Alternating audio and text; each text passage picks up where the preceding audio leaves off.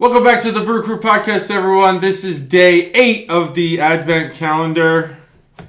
We're here with a repeat brewery, as we mentioned yesterday in the extravaganza that we displayed for you with the 4 of us. Today is Third Eye. Third Eye again. Yeah, that's what I'm saying. Yep. We're having a repeat, and then tomorrow we'll have a repeat. Kind of going like that. What's the repeat tomorrow? Hoof-hearted. Oh, Hoof-hearted again. Yeah. Okay. But tomorrow's a hoof-hearted shorty. Whereas we had Third Eye can, Hoof-hearted can, Third Eye shorty. Yep. Hoof-hearted shorty. That's hard to say, all that. Nice. Easy for you to say. All right, let's break these things open. All right. You can use the Luchador, or you can use Thor's Hammer. I got a Cubs one over there. Oh, I think it's Thor's Hammer tonight. I'm going to use the Oregon, one that Matt got me as a gift. Wait a minute. I use it often. Ready? Yep. 3, 2, 1. Oh, mine didn't come off. But it did. But it didn't come off. Here's your cap. Third Eye Enlightenment. It's a blood orange wheat ale. I can already smell it. Yeah, it smells like a fresh sandwich. It does. Oh my. It smells like a sandwich. It smells like a sandwich. It smells like a tomato sandwich. Tomato sandwich? Tomato and mayonnaise sandwich. You ever have that? No. I've had tomatoes and mayonnaise on my sandwich, but never the... Yeah, well, like a BLT would be probably the closest thing to that. But I don't smell the T in here, or the B. No. So I don't want to go too far. But this does smell like a tomato sandwich. It's like very weedy, and you know, it has like a acidity to it. But I'm sure that's the orange. Yeah. Because it's a blood orange, you said? Blood orange. Blood orange wheat ale. Wheat ale. Okay. Blood orange wheat ale. So, kind of similar to Here we go. The base of a Hefeweizen. The Chuggalos are finally going to get what they've wanted. They're going to get chemicals today.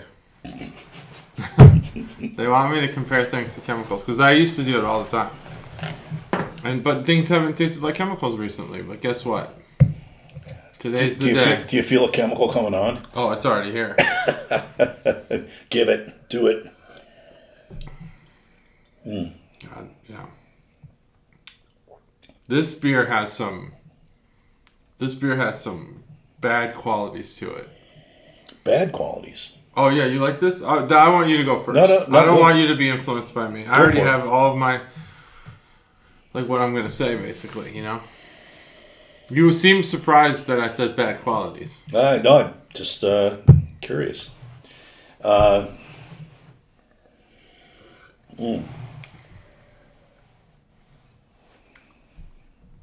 You know, good breweries make bad beer sometimes. It's okay.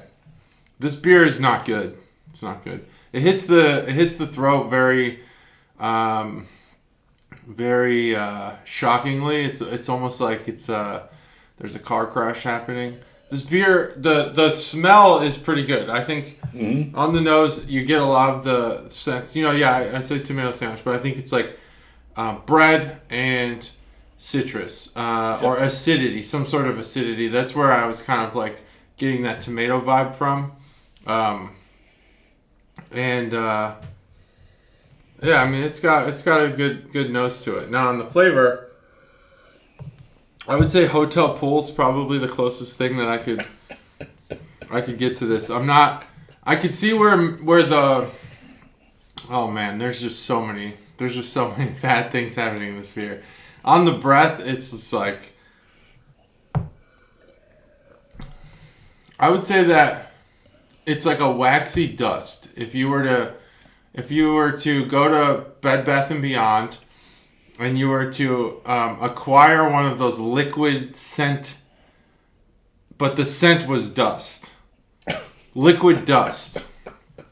That's the breath of this beer. That's what's coming out on the nose. Wow. It hits the throat. I'm not saying like this beer is like offensive. It's like I get what's happening here. Like there's beer in this beer, but it is unappealing from A to Z. I'll say. Let me ask you this: do you generally like Hefeweizens? Are you a Hefe guy or no? I mean, I think that they have they're like IPAs in regard to. I haven't had one that I've given a 5 to. Although I've given 5s to IPAs. I think they sit between 3 and 4 typically, because they're like very similar. I don't not like them. I don't choose them. This does not have like a Hefeweizen that I've had. This does not have those notes for me. I think there's a. Gosh, I wish I could. I don't want to go so far as to say that like the orange in this beer is fake, because I think the rind is real. Because you can definitely get that mouthfeel.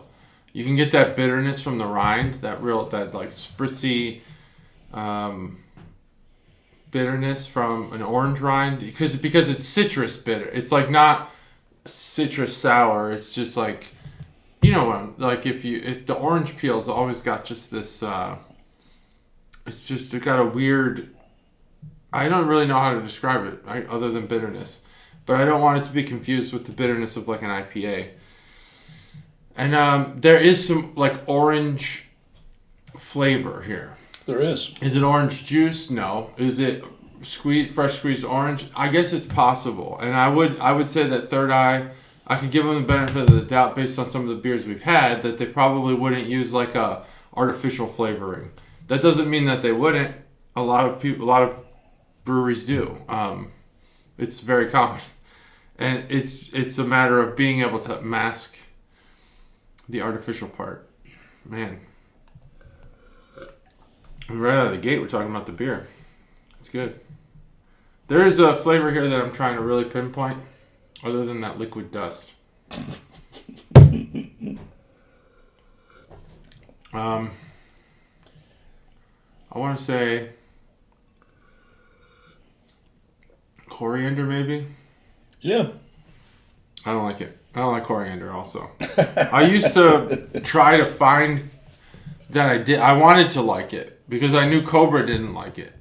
And I wanted to be, I didn't want to just like he blanketed like, I don't like coriander. I won't like a beer with coriander. And you can't, and he'll try them. He always did, to his credit, but he wouldn't like it. And I was like, well, I want to be a little bit more reflexive on that.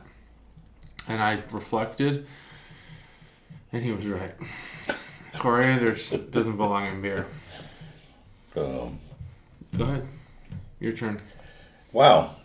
That's a tough act to follow. Well, but you seem to find things you like about this beer, or at least... There are some things. Yeah. I'll just put this on the table right off the bat. I'm not a Hefeweizen fan. I never have been.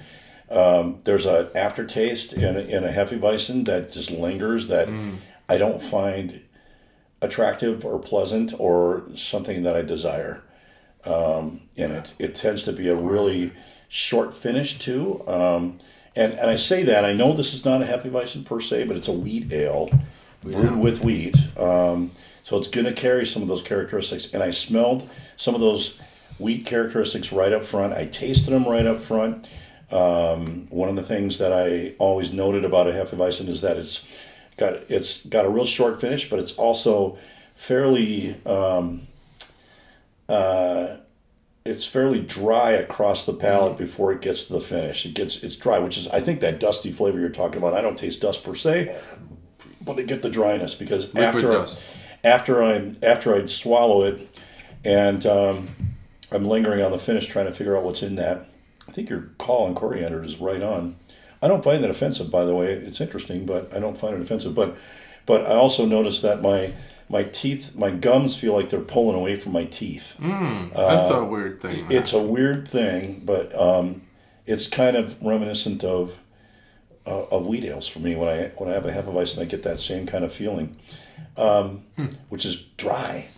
But this does have some orange in the nose, and the more that it sits here in the glass and breathes, the more I'm smelling it.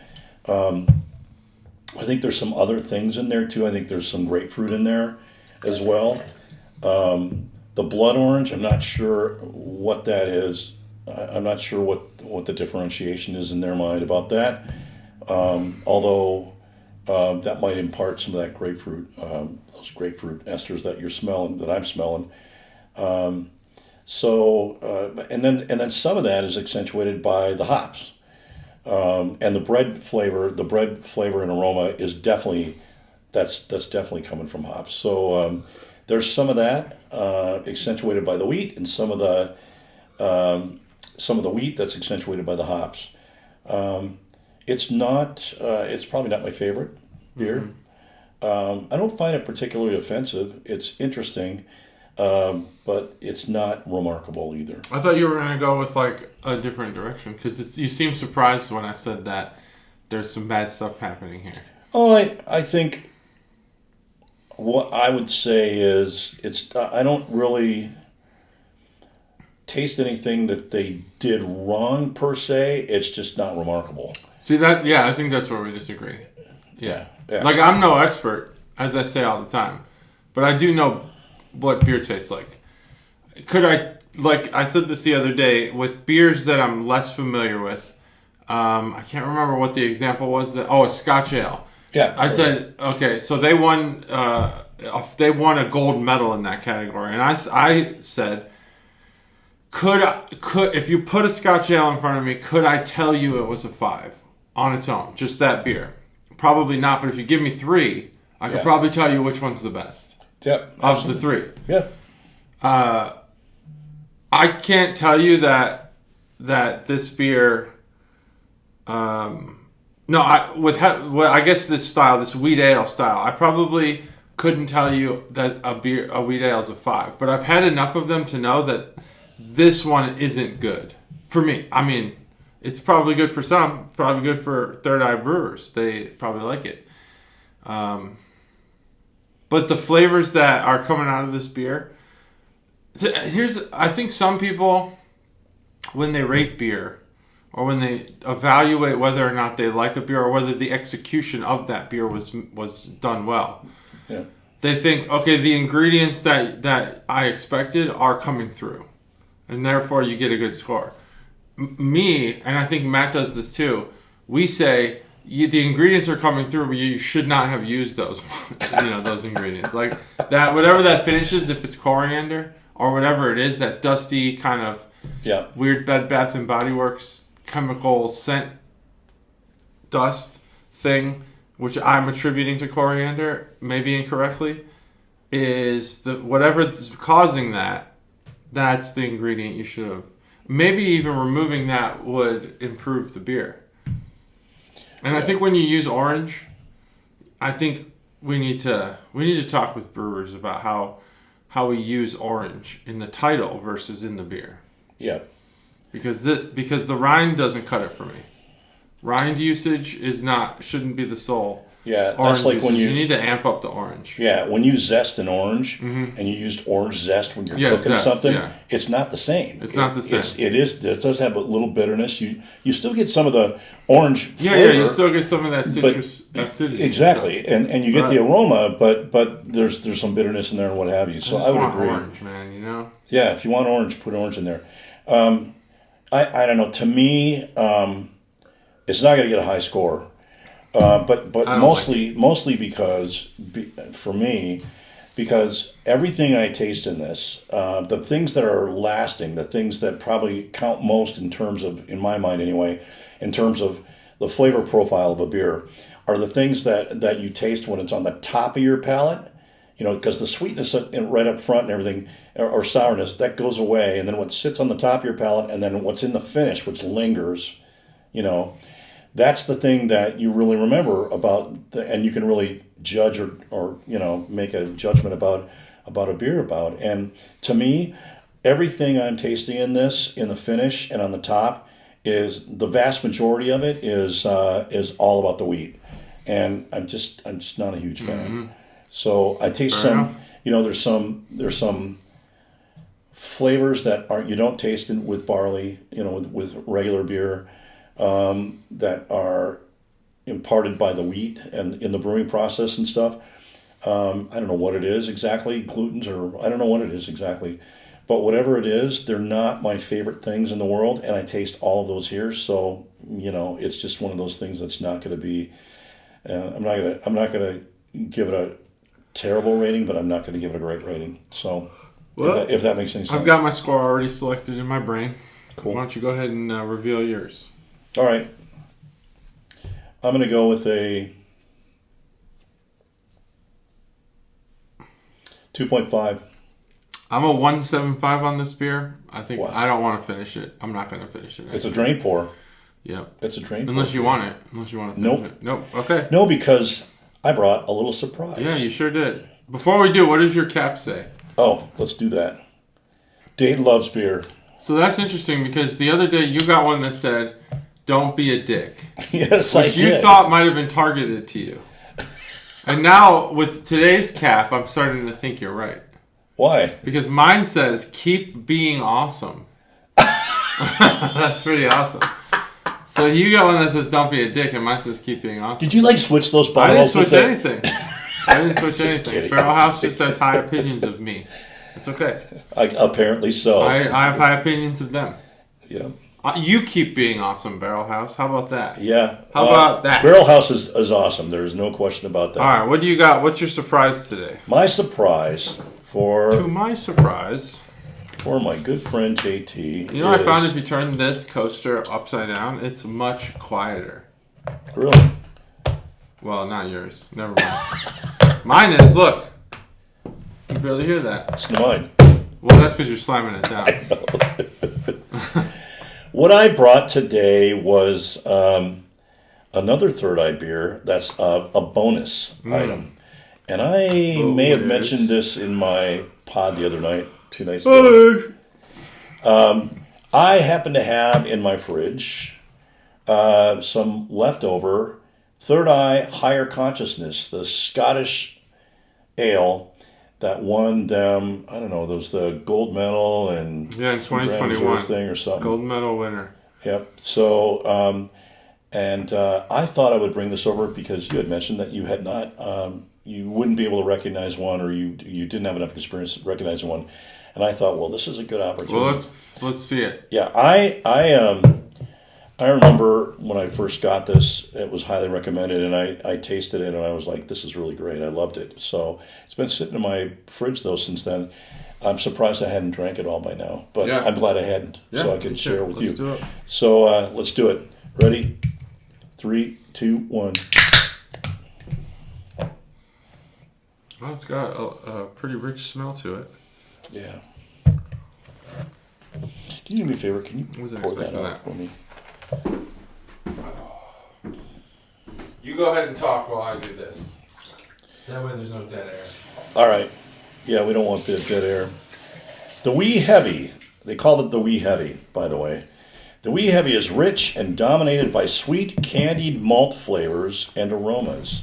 The complex caramel flavors come from a variety of specialty malts, guarantee a caramel malt's in there somewhere, and an extended boil time. This style has become one of our favorites to drink after a long day. It is 8.6 on the Richter scale, but 25 IBU. So fairly low on the bitterness scale, but a lot of sugars obviously went into this that were fermentable and fermented out to 8.6. Wow. So it's interesting. So I'm going to pour it. Definitely boozy. I can taste the booze. Yeah. I'm going to pour it so everyone can see. It's a darker beer. So normally a Scottish ale that I'd be used to drinking is not necessarily as dark as this. It would be more along the lines of a IPA color, kind of a, darker amber, golden kind of a color. This just happens to have a lot of extra stuff in it, obviously, to get it to 8.6. So they brewed it almost like the Dippa we had last night, in terms of, although that Dippa had what, 8%? Was it 8%? It was 7, I think. 7 something. 7.6 maybe? 7 something, yeah. 7 yeah. something. Matt will know. 25 Well, IBU. we don't know. Well, So, nice, thick, creamy, tight little head on there. Naturally fermented. Yeah. a real string of words there. Mm-hmm. Yeah, I would agree. It's creamy is interesting. phrase I wasn't really considering. Yeah, I guess we can extrapolate. As Matt likes to say, you can extrapolate to that. I think that'd be more an interpolation than an extrapolation. What say you? Yeah, that's an interpolation. You're kind of bridging multiple things here to get creamy. It definitely has a very stoutish. It does elicit, like, if you give this to me and you were like, guess the style, I'd have to guess stout first. Interesting. I wouldn't think to guess Scottish wee ale or whatever it is. It's just, wee ale. Yeah, Wee they heavy. call it a wee heavy, but it's Wee heavy. A wee heavy, and Scottish wee means small. And a heavy, I figured that. Yeah, and a heavy would be like a heavier beer, like a stout. So Yeah. they're saying it. They're saying it, although They're saying, I think they're saying boozy. normally when you have a Scottish ale, it's not this heavy. It's normally a little bit lighter, and it'll rival, maybe an IPA, but it won't be as hoppy as an IPA. Okay. Which is pretty typical of the style. This, yeah, I know exactly what they've done because I can taste the roasted barley, which is where they're getting the darker color as well, and you get some of that flavor in it. But it's more lively than a stout. Oh yeah, I would agree there. It's a little bit. I don't know the right. I guess thinner than a stout. The expectations of a stout, but not in the way that a porter is. Right. It's just different. Yeah, it's just like it's almost like an in between. Mm-hmm. It's almost like you go porter, this, then stout. In like kind of, I guess, boldness or darkness or whatever. Yeah, it's got the coloration of a brown ale. Mm-hmm. But Yeah, definitely brown. But it doesn't taste like a brown ale. It's got the taste of a darker beer, but the color of a brown ale. I think it's very boozy. Yeah, it's definitely an ale. You can definitely, it has that taste profile to it. But at the adding of the roasted malts and barley in it, definitely it kind of tips it or tilts it towards that that porter stout country. It's got the sweetness of a. It has sweetness. It does have a sweetness of like a porter. Yeah. So now no one else is gonna have this beer on the thing, but we're doing this because it was a special treat from SFIL. So we've done if you're just looking for the Advent calendar beer, we've kind of plowed through that. Yep, we did. This one's a lot different. Yep. Yeah. So if you were to say here's a Scottish wee ale, tell me if this is an award-winning beer or not. I would actually say no from my if I was guessing, just because I think one of the qualities that drives great heavy beers are your ability to hide the alcohol. And we've had 10%, 11%, 12% where we've been like, holy shit, where's the booze? This beer's dangerous. We've used those words. Because you could drink multiples of them without knowing that you're drinking such a big beer. And this beer coming in at 8.6 it's a big beer. That's a heavy beer. But they don't hide it. Oh, I thought that was music. That's not. It's like a motorcycle or something. They don't hide the booze as well as that. And I don't know if brewers consider that an art, part of the art. We do. Matt and I do, I think. So it's kind of a criteria. I would say that this is better than I expected, for sure. Better than I expected, 100%. Yeah. I do think that if you were to... I don't remember the last Scottish beer I've had. Like that had, Scottish ale or Scottish heavy or whatever. But I think I remember it being more brown ale-ish. And this one is more stoutish, and I think it's much better. So in that regard, it is a better beer. It's better than I expected. It's definitely got legs. It's got legs. It is the finish is just going on and on and on and on and on, like a stout does. It's definitely not a stout. It's not as thick as a stout. It's not as creamy as a stout. It's not as dark as a stout. I don't. They certainly do not use chocolate malt in this. But they've captured that. They got some of that. Mouthfeel. They got that creamy mouthfeel for sure, but there's no lactose in it, right? So like the stout we had the other night, which was beautiful. That was so well balanced and so creamy.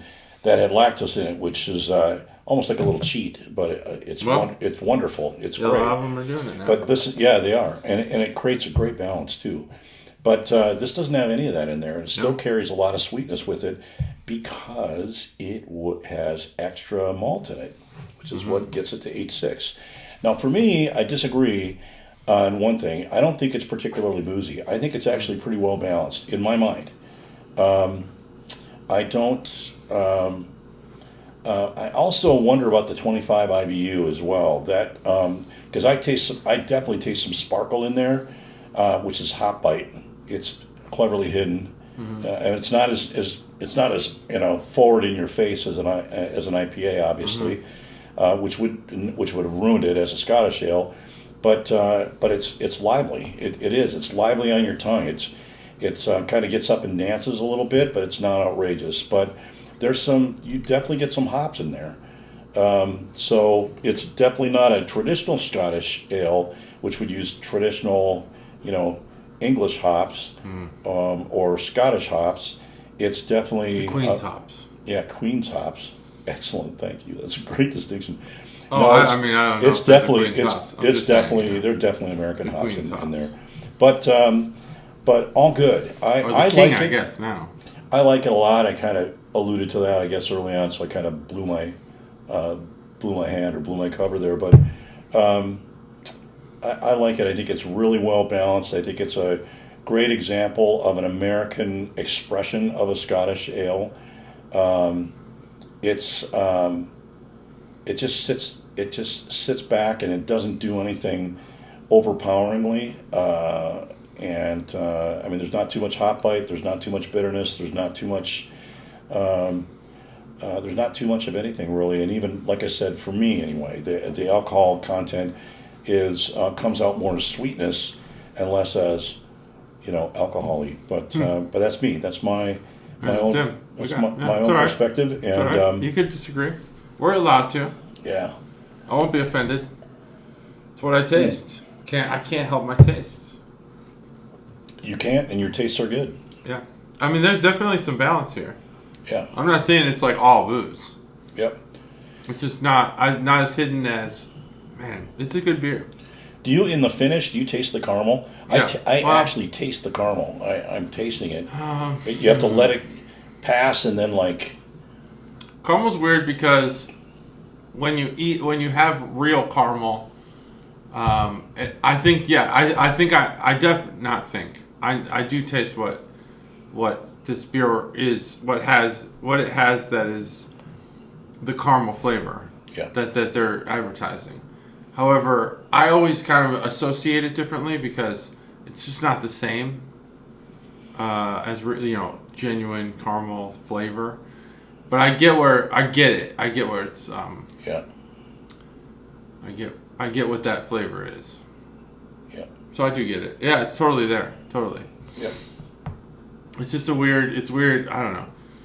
Katie bought all these things from Costco that were salted caramel cubes. Oh, yeah. Have you ever had those things? Yeah. They're amazing. I don't even like caramel. I won't even buy Milky Ways. I don't want candy with caramel in it. I don't want it.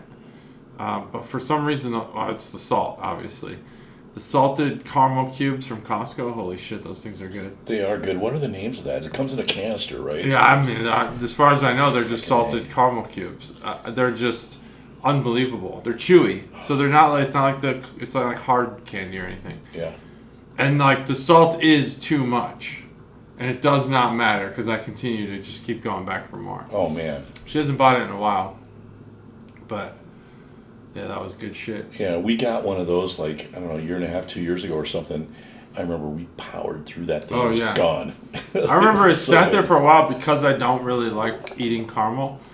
And then one day I needed something sweet. I think every time I eat something spicy, typically Mexican food, and I overload the hot sauce. I do it every time, and it's a flaw I have.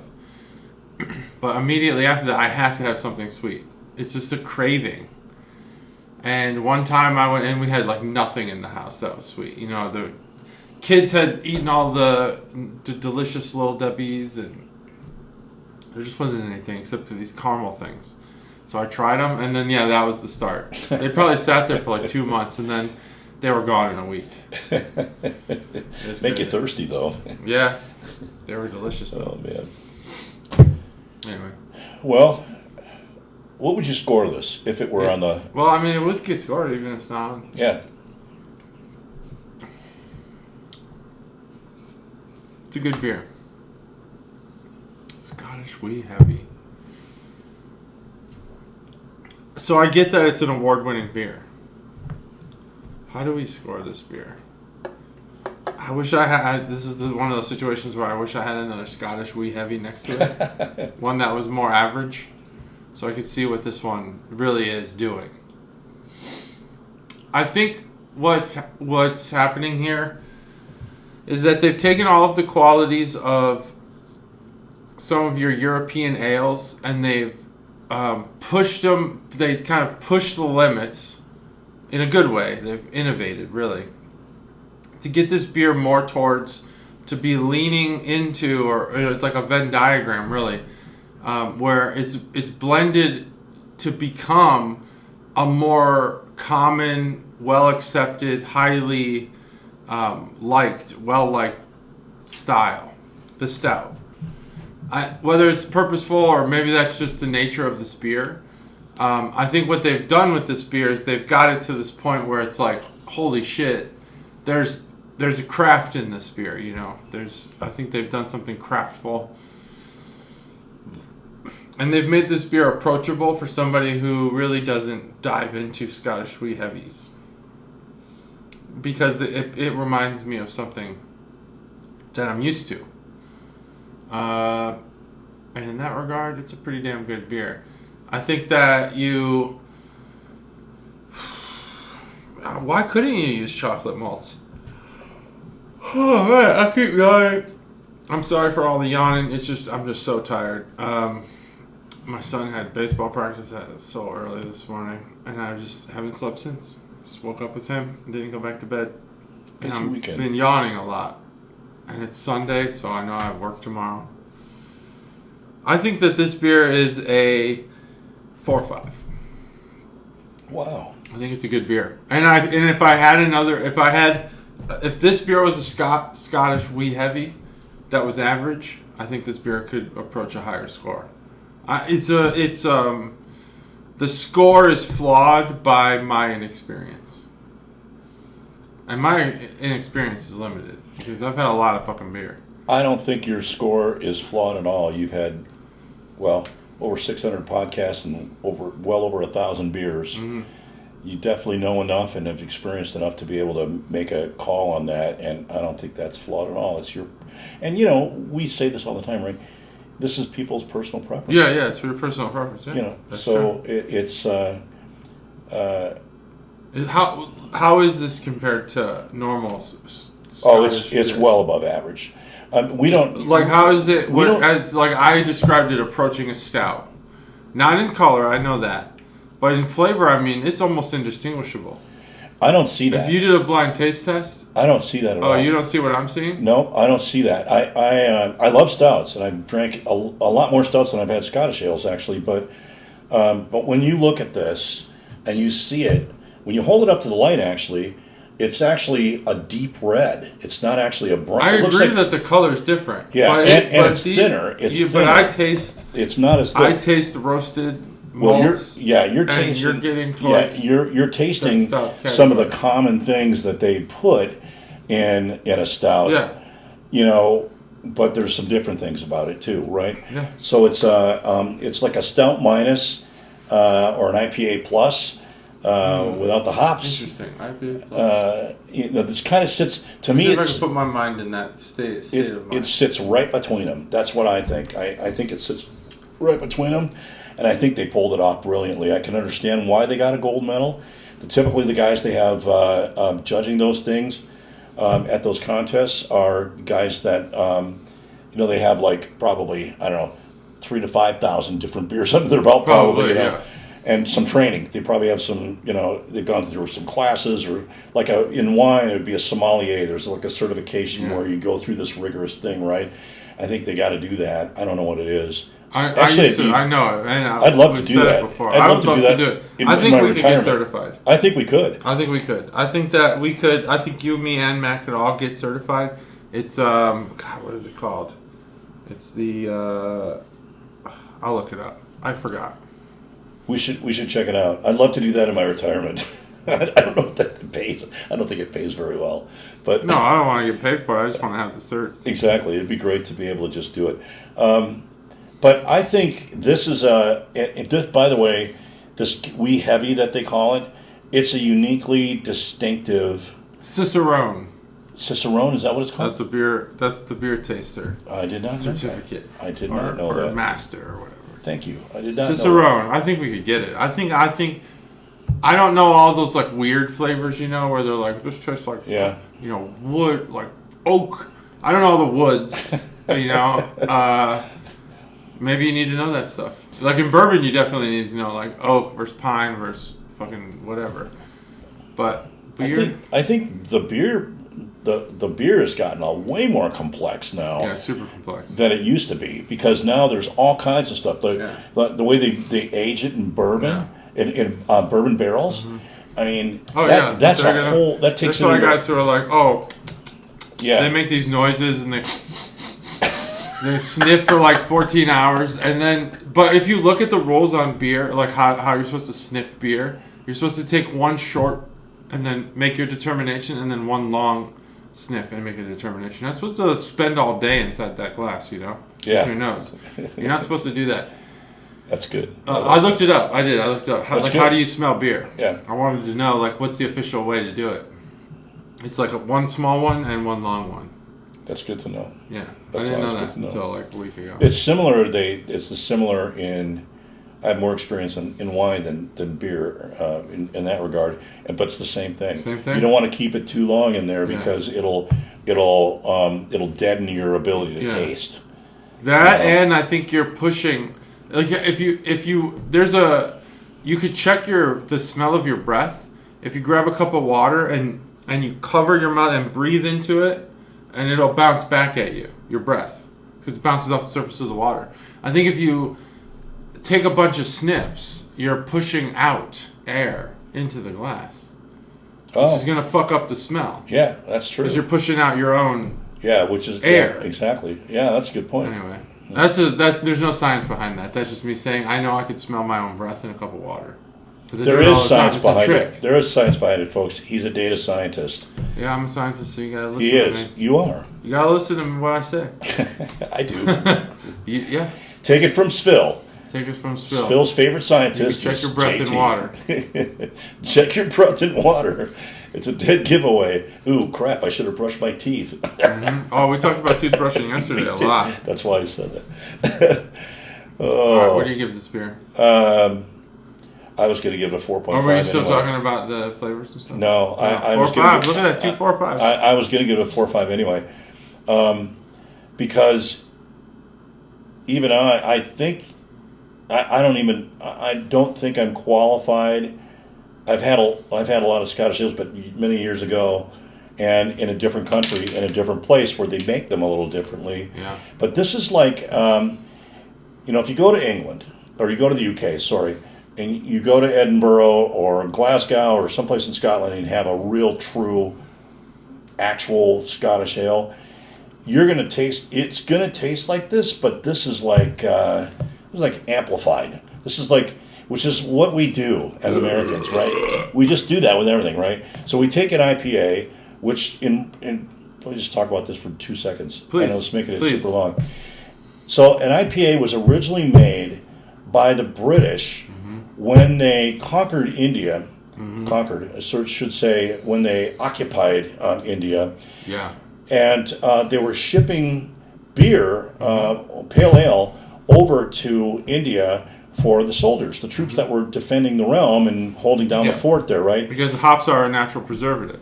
They are, but it wasn't making it. It wasn't making it still. It wasn't. They had to go all the way down Because they around. had to drink it on the way. Around. It was empty.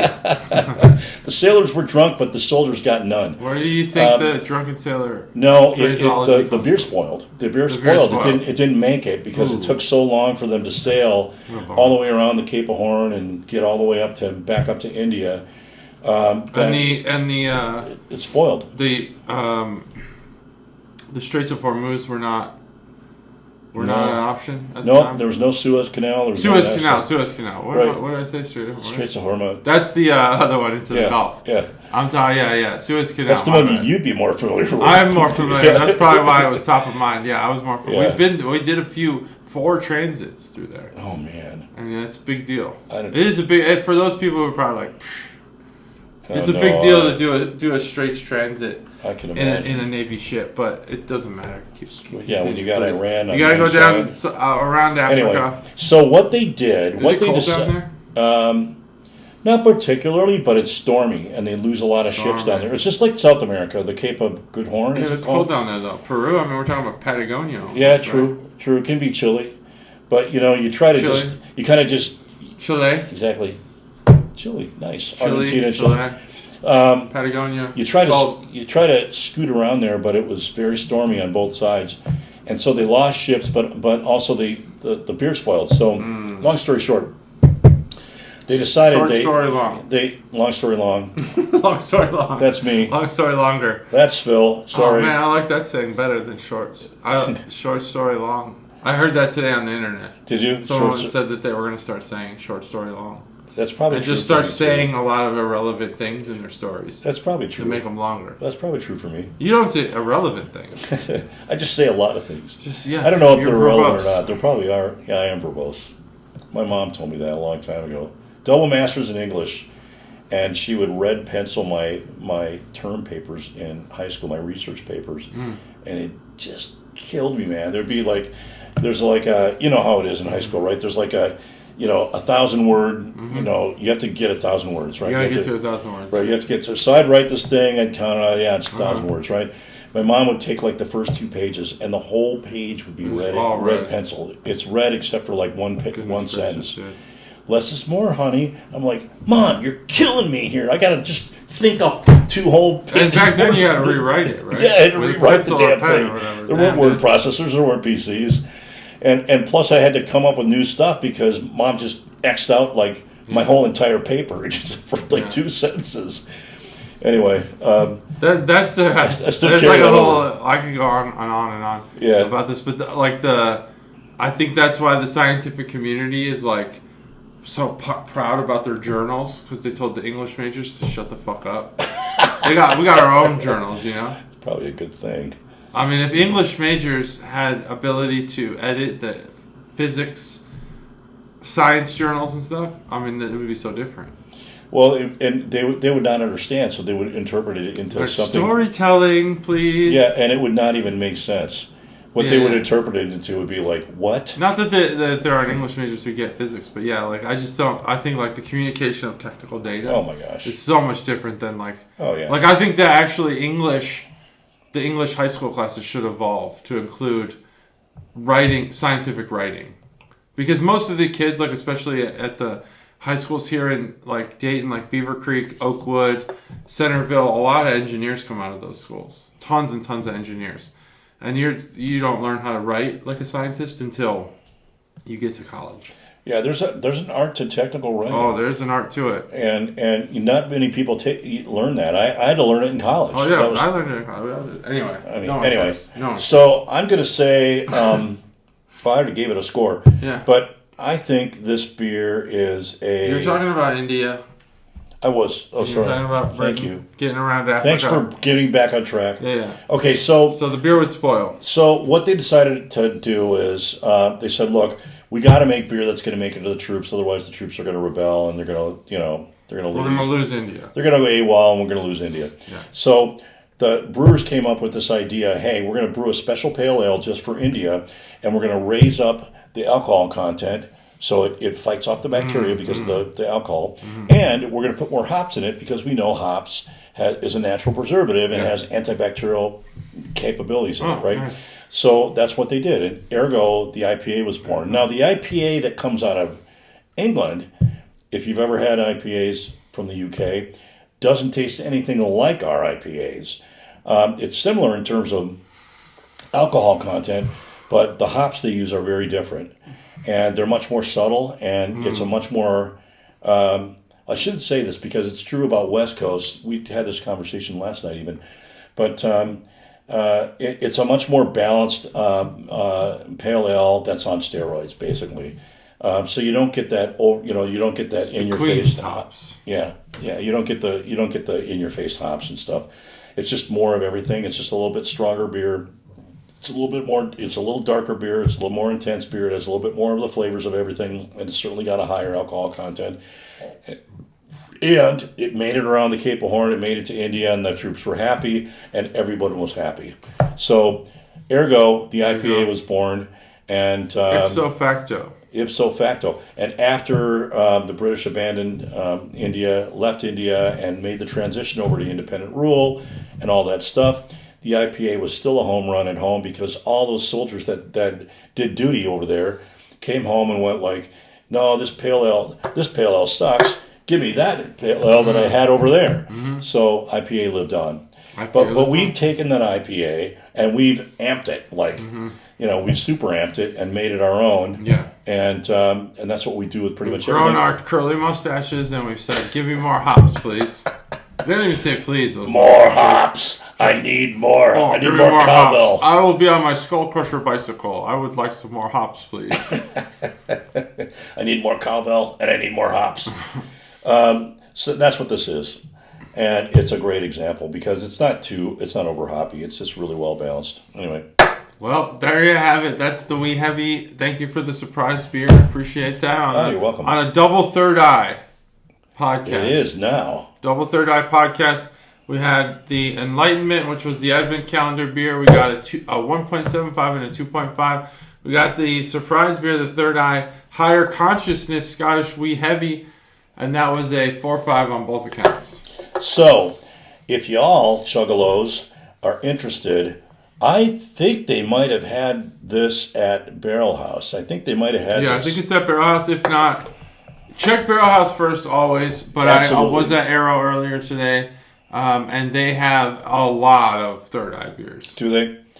They have at least 7 or 8 different ones. 4 stouts for sure. Wow. Yeah, that's probably all the reward winners. Probably. I don't say this enough, and I should probably do. They're bottom shelf. Too. I notice you, John, you say this almost in every episode. You thank the Barrel House. They are so deserving of our thanks. They've been magnificent to us for years, and they take such great care of us. They do such a great job of picking out, different things for us to taste and all that stuff. It's not even for us, just the community in general. Just the community. They pick out great beer. Absolutely. And I noticed something. Arrow, I don't think sells 450 anymore. Really? I think well, I don't know that the audience that goes to Arrow is a 450 audience. But the Barrel House does still carry it. They know what the people want. At least I couldn't find it when I was there. Man, the 450s I've drank, I've never had a bad one. Yeah. I say that about Branch and Bone. I say that about not that many breweries, actually. Actually, we got a Branch and Bone. I probably shouldn't even say this tomorrow's a mothership episode. Yep. We have since it's Advent Calendar, the person who normally has to bring 2 beers only has to bring 1 now because we have the Advent Calendar beer, and I've brought a Branch and Bone beer. Oh, you did? I did. So I grabbed one of those. So I'll probably I have 2 extras. So if it doesn't suck, I'll give you one. If it sucks, I'm not going to waste your time. Oh, it's Branch and Bone.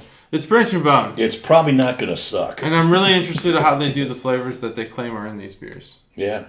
Well, I'm excited to see it. Yeah, it's going to be fun. All right, cool. That's it. That's day 8. We did it. 2 beers. Eight. Probably We're a only third of the way only through. a 3-hour episode. 24 days of Advent. We are a third of the way through. I can't freaking believe that, John. 1/3. We're a third of the way through already. 33.33%. Man, we only got 2 weeks till Christmas, basically. Damn, I gotta do some shopping. Yeah, me too. I haven't done any of it yet. I did some shopping for myself. I bought a toilet. What? That's not a Christmas present. What It is for me. I needed a toilet. And the Carriage House now has a better toilet. Man. To anyone with a low toilet, let me just say something. Parting words. Go get a toilet. They sell toilets that are higher.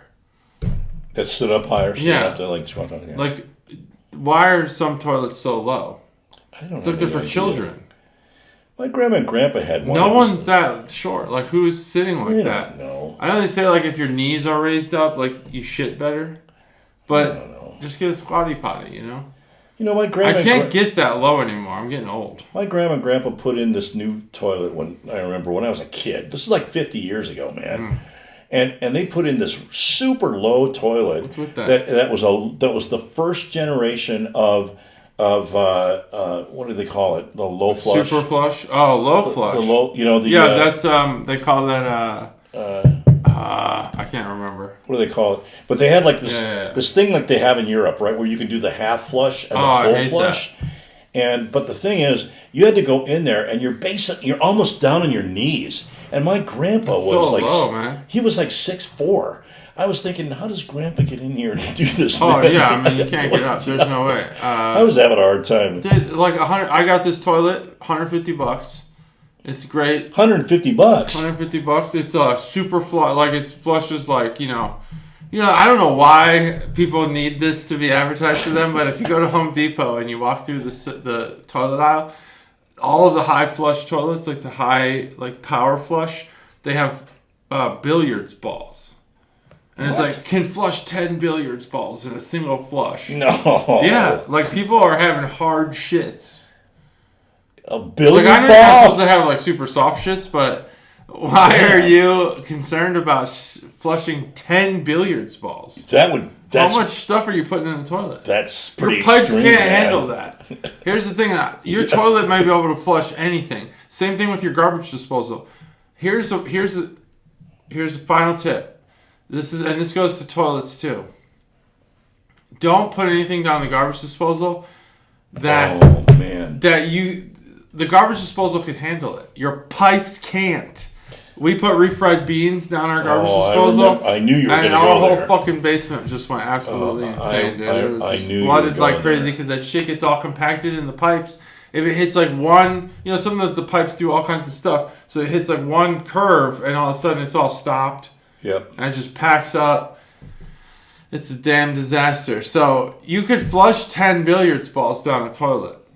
But your pipes can't handle that. They're not going to make it. They can't handle that. They're not going to make it Don't through. flush 10 billiards balls down I don't your know. Do you toilet. think this is an old house, new house thing or whatever? Or what? I mean, my perspective I'm is willing to bet that the new house piping is worse. worse. The only thing that we have that they don't is that roots can get in. Whereas, like, the newer stuff, they have, like, the PVC and stuff that it's a little bit more durable than the clay or the, what do we have, like, metal or something? Lead, probably. Iron, Probably have lead pipes. I know part of mine is iron. Yeah. Anyway. But we have old houses. We have 100-year plus. old I have a 100-year-old house. He has a 130-year-old house. So we suffer piping's from some of crazy. that. But you know what I noticed, though? The incoming pipes for water are actually bigger than the outgoing pipes for sewage. Now, why on earth would you build a house like that? That doesn't make any frickin' sense.